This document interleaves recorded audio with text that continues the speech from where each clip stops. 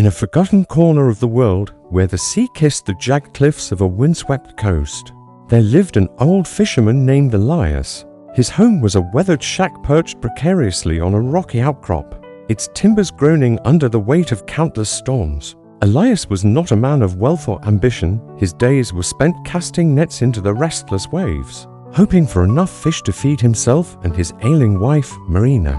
Their life was one of simplicity, marked by the rhythm of the tides and the cries of gulls overhead. Yet, beneath the surface of their quiet existence, the sea held secrets older than time itself, secrets that would soon entangle Elias in a tale of wonder, greed, and redemption. Elias was no stranger to hardship. His hands were calloused, his back stooped from years of hauling nets, and his eyes carried the weight of a man who had seen more loss than joy.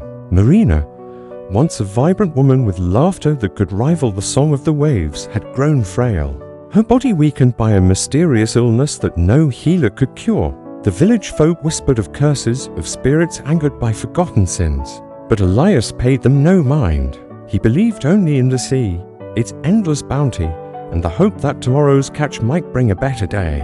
One dawn, as the sky blushed with the first light of morning, Elias set out in his small boat, its hull patched with scraps of wood and faith. The sea was unusually calm, its surface like glass, reflecting the fading stars above. He cast his net, humming an old shanty his father had taught him, and waited.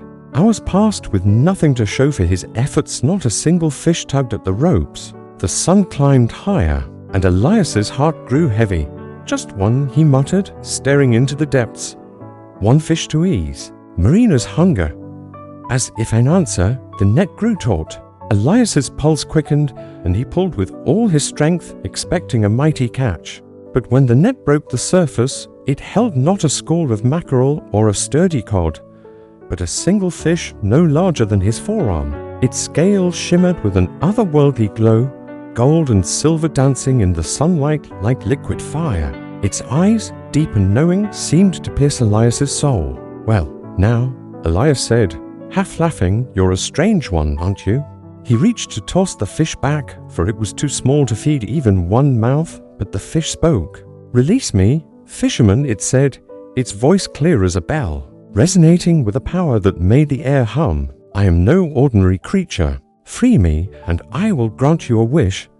Elias froze, his hand hovering over the net. He had heard tales of talking fish, of spirits bound to the sea, but he had always dismissed them as sailors' yarns, spun to pass the time. Yet here was this creature, its golden body pulsing with light, its gaze unwavering. Doubt wild with curiosity in his mind, but the thought of Marina, pale and wasting away, tipped the scales. "A wish, you say?"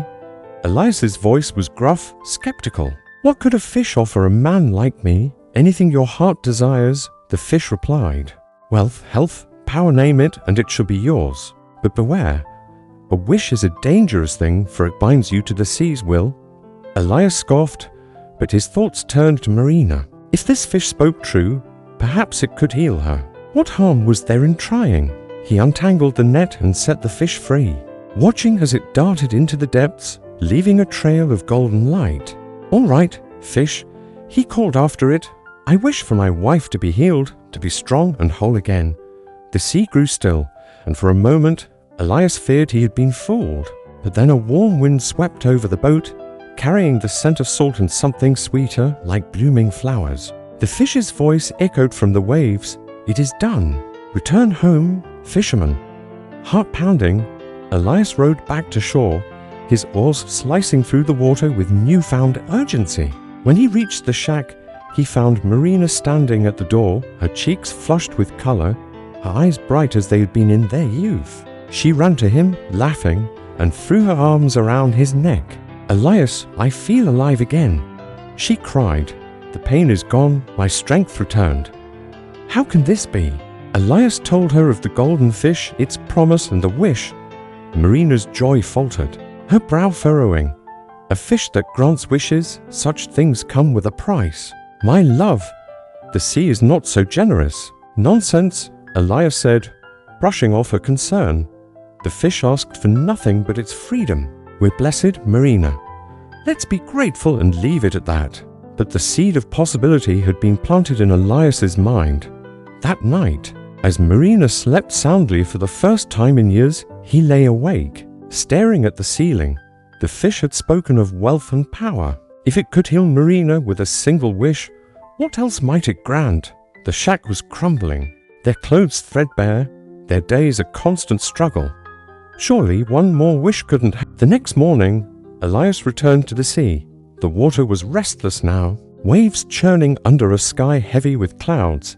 He cast his net where he had found the fish before, and soon enough it appeared, its golden scales gleaming even through the murky water.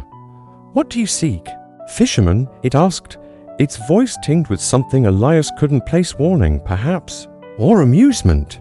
"I freed you once, and you kept your word," Elias said. "I've come to ask for another wish. My wife is well, but we're poor.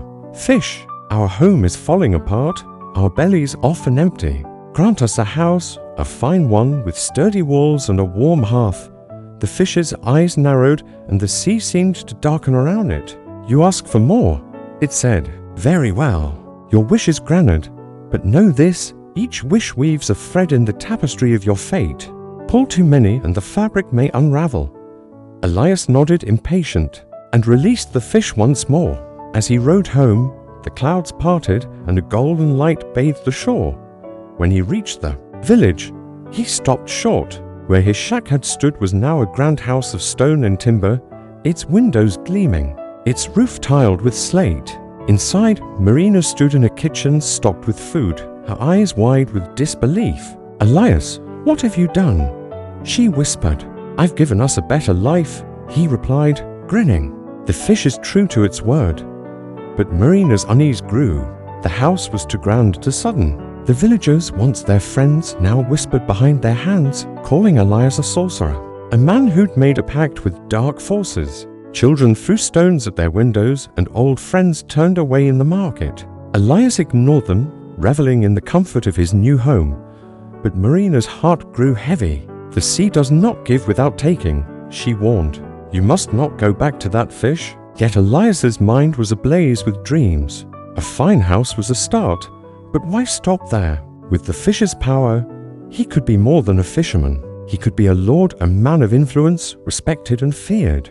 The thought consumed him, and within days, he was back at sea, his net cast into the depths. This time, the sea was wild, waves crashing against his boat, the sky black with storm clouds. The fish appeared, but its glow was dimmer, its voice sharp.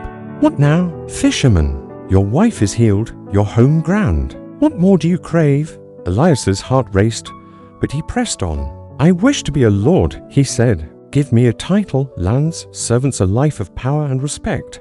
The fish was silent for a long moment, its eyes like twin moons in the dark water. "You tread a dangerous path," it said at last. "Your wish is granted, but the sea's patience is not endless. Beware the cost, fisherman." The storm broke as Elias released the fish, and by the time he reached shore, the village had transformed. A grand manor stood atop the cliffs, its towers piercing the sky. Servants bowed as he approached, calling him Lord Elias. The villagers, once scornful, now knelt in his presence, their eyes filled with awe and fear. Marina, dressed in fine silks, looked at him as if he were a stranger. "This is not our life," she said, her voice trembling. "You've changed, Elias. The man I loved was content with a net and a boat. I've given you everything." Elias snapped, stung by her words. "Why can't you be grateful?" But gratitude was far from Marina's heart. The manor was cold, its halls echoing with the whispers of unseen voices. At night, Elias dreamed of the sea, of the fish's eyes watching him, judging him. The villagers' fear turned to resentment, and tales of the cursed lord spread beyond the coast. Still, Elias's hunger grew. He was a lord, but there were greater men, kings, emperors. Why should he settle for less? He returned to the sea, now a roiling cauldron of foam and fury. The fish appeared, its scales no longer golden but tarnished, its voice a low growl. "You dare ask again," it said. "Your greed blinds you? Fisherman, name your wish, but know it may be your last." "I wish to be king," Elias declared, his voice defiant. "King of this land, with a palace, an army, and all bowing before me." The fish's eyes burned with a cold fire. "So be it," it said, "but the sea remembers and it will claim what is owed." When Elias returned, the manor was gone, replaced by a palace of marble and gold. An army stood at attention and a crown rested on his head. Marina, now a queen, wept silently in her chambers. "You've lost yourself," she said. "This is not a gift, it's a curse." Elias ignored her, drunk on power. But the palace was not a home. The servants whispered of strange lights in the sea, of voices calling from the waves. The kingdom prospered, but the people grew restless, their fear of Elias's unnatural rise turning to rebellion. Storms battered the coast, floods ruined crops, and whispers of the golden fish spread like wildfire. One night, driven by a gnawing unease, Elias went to the cliffs. The sea was a monster, its waves clawing at the shore. He called for the fish, but it did not come. Instead, a figure rose from the water, a woman, her form woven of sea foam and starlight. Her eyes the same as the fish's. "You have taken much," she said, her voice the roar of the tide. "The sea granted your wishes, but you have squandered its gifts. One final chance, fisherman. Return what you have gained or face the sea's wrath." Elias, trembling, thought of Marina, of the simple life they once had. He saw now the cost of his greed, the love he'd lost, the fear he'd sown. "Take it back," he whispered. "All of it. Let us be as we were." The woman vanished and the sea roared. When Elias awoke, he was in his old shack, Marina beside him, frail but alive. The palace, the crown, the manor all were gone, as if they had never been. The villagers no longer feared him, but neither did they trust him. Elias returned to his nets, his heart heavy but wiser. The golden fish never appeared again, but sometimes in the quiet of dawn, Elias would see a flicker of gold in the waves and hear a whisper, "The sea remembers," and he would nod, knowing he had been spared, but never forgetting the price of his desires. The Fisherman and the Golden Fish is a cautionary tale exploring the perils of greed, the value of contentment, and the consequences of exploiting supernatural forces. Elias, a humble fisherman, encounters a magical fish that grants wishes. His initial selfless wish heals his wife, Marina, but his growing ambition for wealth, power, and status leads to a grand house, lordship, and eventually kingship. Each wish distances him from Marina and the village, fostering fear and resentment. The sea, embodied by the fish, warns of a price for his greed as storms and rebellion signal its wrath. Elias's journey reflects the human tendency to crave more, ignoring what truly matters: love, community, and simplicity. His final wish to undo his gains signifies redemption through self-awareness, highlighting that true happiness lies in humility and gratitude, not material wealth. The story also underscores the balance between humanity and nature, suggesting that exploiting its gifts without respect invites retribution. Marina's warnings and the village's reaction emphasize the relational cost of ambition. Ultimately, the tale advocates for appreciating life as simple blessings and warns against the seductive cycle of endless desire, reinforcing the importance of wisdom gained through reflection and restraint.